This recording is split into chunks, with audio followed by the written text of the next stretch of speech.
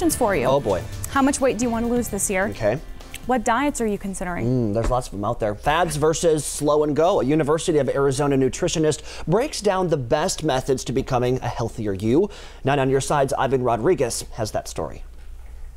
The cycle of fad diets. Dr. Rand Schoolis-Ray, a U of A professor of nutrition, explains the science behind fad failures. They always promise quick weight loss, but they all depend on restriction of food, so they only work for so long. Dr. Ray says you can invent any diet, but with restrictions, they don't last.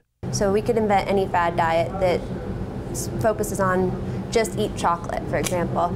Then after a certain amount of time, it just becomes boring and restrictive, and you eat less chocolate, but then you fall off the wagon. And so they're not sustainable in the long term. So here are the takeaways. Keep it out of sight. One of them is to simply make it easier to make the right decisions. So if there's a food that you don't want to eat, it's best to just not have it in the house, or at least not have it visible.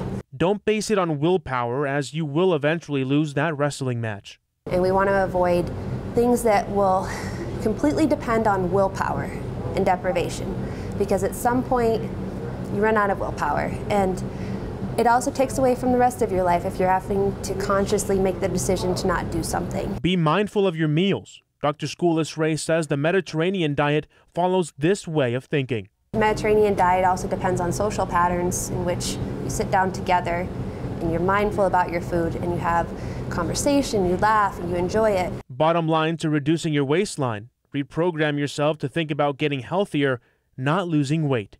Ivan Rodriguez, KGUN 9, on your side.